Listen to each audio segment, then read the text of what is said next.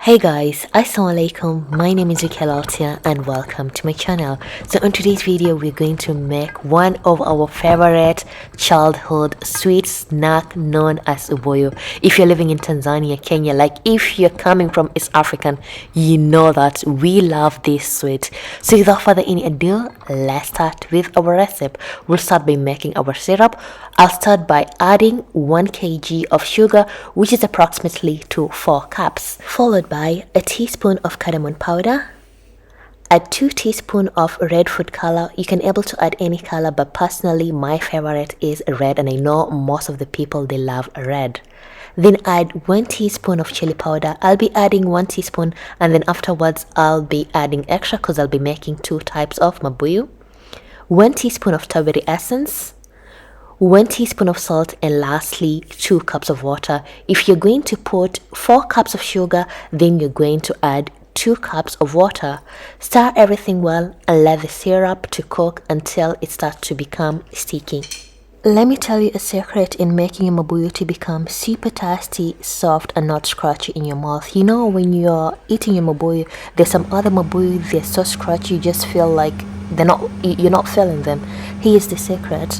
Once the syrup becomes sticky, just remove it out from the fire. The longer you wait, when the syrup becomes too much sticky, that's when your Mabuyu becomes hard, and that's not what you want. Once it becomes sticky like so, remove it and place it aside.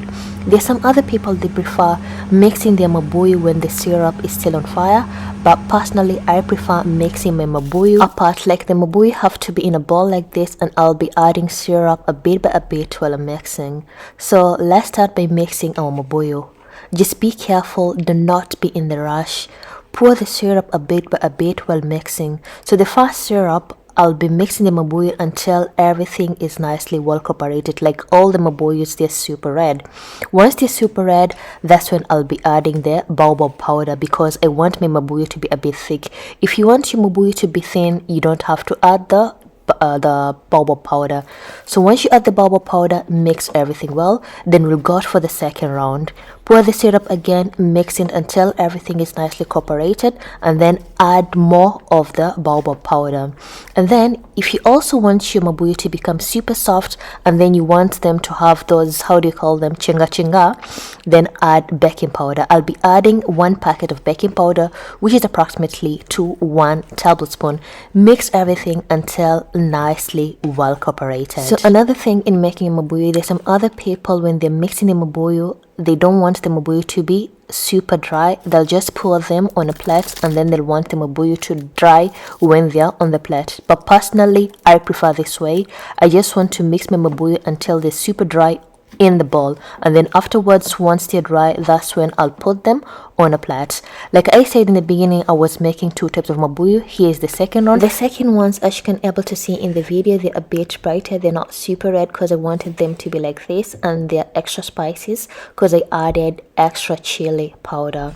And if you want them to be a bit bright, when you're adding the food color, the red food color, just add a teaspoon, then you'll get this color. But if you want them to be super red, then you'll add, of course, 1 tablespoon of red food color. And our strawberry Mabuyus are ready, as you can able to see in the video. Oh my god, they were super tasty, soft, and I hope you guys are going to try out this recipe.